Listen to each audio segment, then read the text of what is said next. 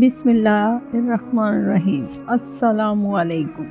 حضرت ابن عباس رضی اللہ تعالیٰ عنہ فرماتے ہیں کہ مجھ سے سلمان فارسی رضی اللہ تعالیٰ نے اپنے اسلام لانے کا واقعہ خود اپنی زبان سے اس طرح بیان کیا کہ میں ملک فارس میں سے قربہ حیوی کا رہنے والا تھا۔ میرا باپ اپنے شہر کا چودھری تھا اور سب سے زیادہ مجھ کو محبوب رکھتا تھا۔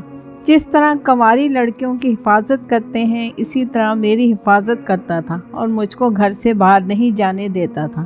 ہم مذہباً مجوسی تھے۔ میرے والد نے مجھے آتش گدا کا محافظ اور نگہبان بنا رکھا تھا کہ کسی وقت آگ بجھنے نہ پائے۔ ایک مرتبہ میرا باپ تعمیر کے کام میں مشغول تھا، اس لیے بحالت مجبوری مجھ کو کسی زمین اور کھیت کی خبر گیری کے لیے بھیجا اور یہ تاکید کی کہ دیر نہ کرنا۔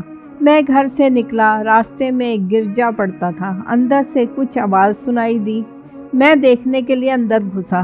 دیکھا تو نصاری کی ایک قوم ہے جو نماز میں مشغول ہے۔ مجھ کو ان کی عبادت پسند آئی اور اپنے دل میں یہ کہا کہ یہ دین ہمارے دین سے بہتر ہے۔ میں نے ان لوگوں سے دریافت کیا کہ اس دین کی اصل کیا ہے۔ انہوں نے کہا کہ ملک شام میں۔ اسی میں آفتاب غروب ہو گیا۔ باپ نے انتظار کر کے تلاش میں قاصد دوڑائے۔ جب گھر واپس آیا تو باپ نے دریافت کیا، اے بیٹے تو کہاں تھا؟ میں نے تمام واقعہ بیان کیا۔ باپ نے کہا، اس دین نصرانیت میں کوئی خیر نہیں، تیرے ہی باپ دادا کا دین آتش پرستی کا بہتر ہے۔ میں نے کہا، ہرگز نہیں، خدا کی قسم نصرانیوں ہی کا دین ہمارے دین سے بہتر ہے۔ باپ نے میرے پیر میں بیڑیاں ڈال دیں اور گھر سے باہر نکلنا بند کر دیا۔ جیسے فرعون نے موسیٰ علیہ السلام سے کہا، اگر تو نے میرے سوا کسی کو معبود بنایا تو میں تجھے قید کر دوں گا۔ میں نے پوشیدہ طور پر نصاری سے کہنا بھیجا کہ جب کوئی قافلہ شام کو جائے تو مجھ کو اطلاع کرنا۔ چنانچہ انہوں نے مجھ کو ایک موقع پر اطلاع دی کہ نصاری کے تاجروں کا ایک قافلہ شام واپس جانے والا ہے۔ میں نے موقع پا کر بیڑیاں اپنے پیر سے نکال پھینکیں اور گھر سے نکل کر ان کے ساتھ ہو لیا۔ شام پہنچ کر دریافت کیا کہ عیسائیوں کا سب سے بڑا عالم کون ہے۔ لوگوں نے ایک پادری کا نام بتایا۔ میں اس کے پاس پہنچا اور اس سے اپنا تمام واقعہ بیان کیا اور یہ کہا کہ میں آپ کی خدمت میں رہ کر آپ کا دین سیکھنا چاہتا ہوں۔ مجھ کو آپ کا دین پسند ہے۔ آپ اجازت دیں تو آپ کی خدمت میں رہ پڑوں اور دین سیکھوں اور آپ کے ساتھ نمازیں پڑھا کروں۔ اس نے کہا، بہتر ہے، لیکن چند روز کے بعد تجربہ ہوا کہ وہ اچھا آدمی نہ تھا۔ بڑا ہی ہوس تھی اس کے اندر، دوسروں کو صدقات اور خیرات کا حکم دیتا اور جب لوگ روپیہ لے کر آتے تو جمع کر کے رکھ لیتا اور فقیر و مساکین کو نہ دیتا۔ اسی طرح اس نے شرفیوں کے ساتھ مٹکے جمع کر لیے۔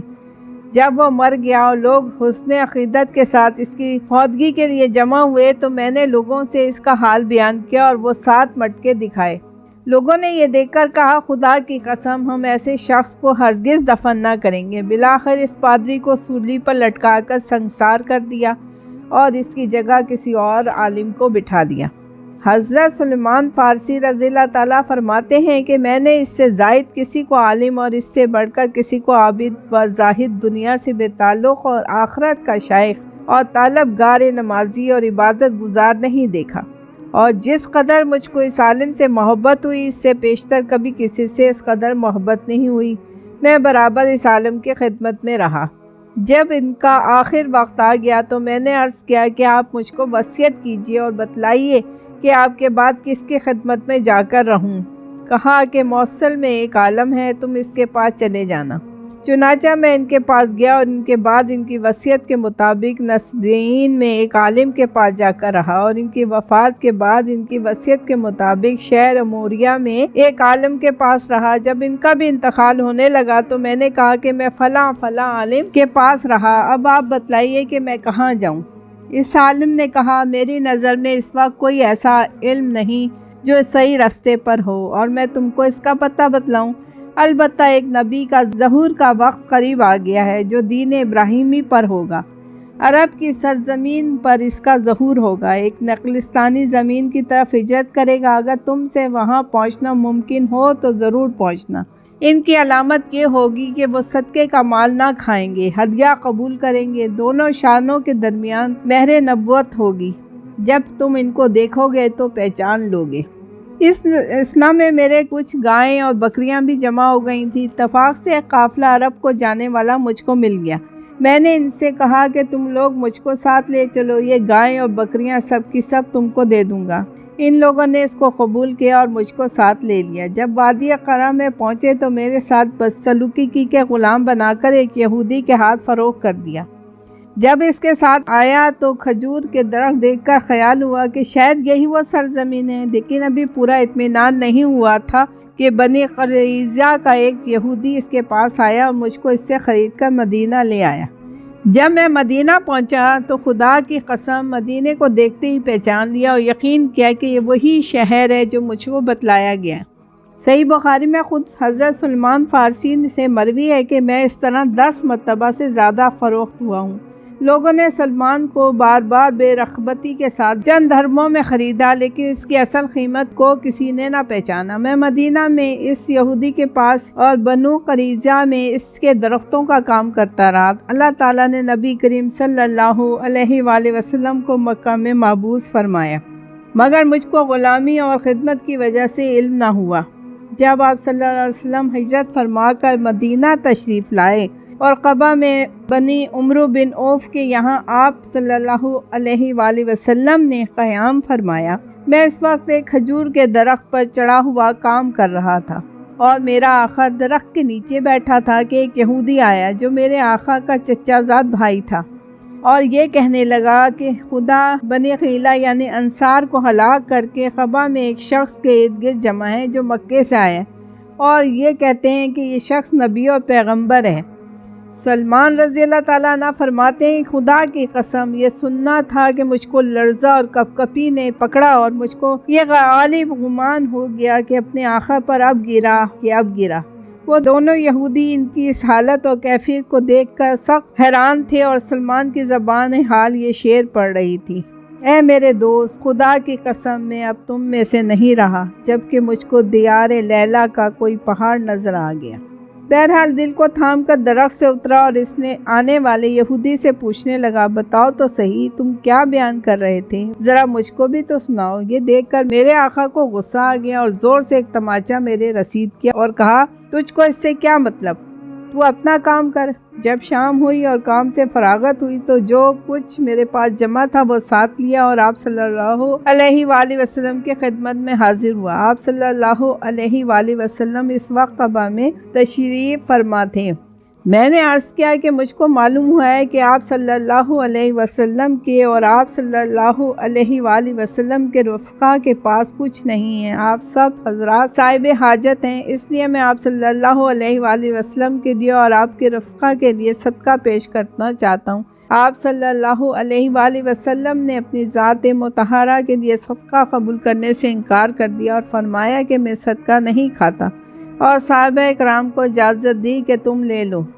حضرت سلمان فارسی کہتے ہیں کہ میں نے اپنے دل میں کہا، خدا کی قسم یہ ان علامتوں میں سے ایک ہے۔ میں واپس ہو گیا اور پھر کچھ جمع کرنا شروع کر دیا۔ جب آپ صلی اللہ علیہ وآلہ وسلم مدینہ تشریف لائے تو میں پھر حاضر خدمت ہوا اور عرض کیا کہ میرا دل چاہتا ہے کہ آپ کی خدمت میں کچھ پیش کروں، صدقہ تو آپ قبول نہیں فرماتے، یہ ہدیہ لے کر حاضر ہوا ہوں۔ آپ صلی اللہ علیہ وآلہ وسلم نے قبول فرما لیا اور خود بھی اس میں سے کھایا اور صحابہ کرام کو بھی کھلایا۔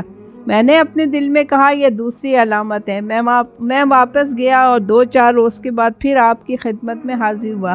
آپ اس وقت ایک جنازے کے ہمراہ بقیع میں تشریف فرما تھے اور صحابہ کرام کی ایک جماعت آپ کے ہمراہ تھی۔ آپ درمیان میں تشریف فرما تھے۔ میں نے سلام کیا اور سامنے سے اٹھ کر پیچھے آ بیٹھا تاکہ مہر نبوت دیکھوں۔ آپ سمجھ گئے، پشت مبارک سے چادر ہٹا دی۔ میں نے دیکھتے ہی پہچان لیا، اٹھ کر مہر نبوت کو بوسہ دیا اور رو پڑا۔ آپ صلی اللہ علیہ وسلم نے ارشاد فرمایا، سامنے آؤ۔ میں سامنے آیا اور جس طرح اے ابن عباس میں نے اپنا یہ واقعہ بیان کیا، اسی طرح میں نے تفصیل کے ساتھ یہ تمام واقعہ رسول اللہ کے سامنے آپ صلی اللہ علیہ وآلہ وسلم کے صحابہ کی مجلس میں بیان کیا اور اسی وقت مشرب با اسلام ہوا۔ آپ صلی اللہ علیہ وآلہ وسلم بہت مسرور ہوئے۔ اس کے بعد اپنے آقا کی خدمت میں مشغول ہو گیا۔ اسی وجہ سے غزوہ بدر اور غزوہ احد میں شریک نہ ہو سکا۔ آپ صلی اللہ علیہ وسلم نے ارشاد فرمایا، اے سلمان اپنے آقا سے کتابت کر لو۔ سلمان نے اپنے آقا سے کہا، آقا نے یہ جواب دیا کہ تم 40 اوقیہ سونا ادا کرو اور 300 درخت کھجور کے لگا دو۔ جب وہ برابر ہو جائیں تو تم آزاد ہو۔ سلمان فارسی نے آپ صلی اللہ علیہ وآلہ وسلم کے ارشاد سے یہ کتابت قبول کیا، اور آپ صلی اللہ علیہ وسلم نے لوگوں کو ترغیب دی کہ سلمان کی کھجور کے پودوں سے امداد کرو۔ چنانچہ کسی نے 30 پودوں سے، اور کسی نے 20 پودوں سے، اور کسی نے 15 اور کسی نے 10 پودوں سے امداد کی۔ جب پودے جمع ہو گئے تو مجھ سے فرمایا، اے سلمان ان کے لیے گڑھے تیار کرو۔ جب گڑھے تیار ہو گئے تو آپ صلی اللہ علیہ وسلم نے خود دست مبارک سے ان تمام پودوں کو لگایا اور برکت کی دعا فرمائی۔ 1 سال گزرنے نہ پایا کہ سب کو پھل آ گیا، اور کوئی پودا ایسا نہ رہا کہ جو خشک ہو گیا ہو۔ سب کے سب سرسبز و شاداب ہو گئے اور سب پر پھل آ گیا۔ درختوں کا قرضہ تو ادا ہو گیا، صرف درہم باقی رہ گئے۔ ایک روز ایک شخص آپ صلی اللہ علیہ وآلہ وسلم کے پاس ایک بیضے کی مقدار سونا لے کر آیا۔ آپ نے فرمایا، وہ مسکین مکاتب یعنی سلمان فارسی کہاں ہے؟ اس کو بلاؤ۔ تو آپ نے وہ بیضے کی مقدار سونا عطا فرما دیا اور یہ ارشاد فرمایا کہ اس کو لے جاؤ، اللہ تعالیٰ تمہارا قرضہ ادا فرمائے گا۔ میں نے عرض کیا، یا رسول اللہ، یہ سونا بہت تھوڑا ہے، اس سے میرا قرضہ کہاں ادا ہوگا؟ آپ صلی اللہ علیہ وسلم نے فرمایا، جاؤ، اللہ اسی سے تمہارا قرضہ ادا کر دے گا۔ چنانچہ میں نے اس کو تولا تو پورا 40 اوقیہ تھا۔ پھر میرا کل قرض ادا ہو گیا اور غلامی سے آزاد ہوا، اور آپ صلی اللہ علیہ وآلہ وسلم کے ساتھ غزوہ خندق میں شریک ہوا۔ اس کے بعد تمام غزوات میں آپ صلی اللہ علیہ وسلم کے ہم رکاب رہا۔ سبحان اللہ، جزاک اللہ۔ اگر یہ پوچھتے ہو کہ سفر میں ان کا ہادی اور رہنما کون ہے، تو خوب جان لو کہ وہ امام المتقین، ہادی الخلائق، اعلیٰ رب العالمین، سید الاولین والآخرین، خاتم الانبیاء مرسلین، صلی اللہ علیہ وآلہ وسلم۔ سبحان اللہ، جزاک اللہ۔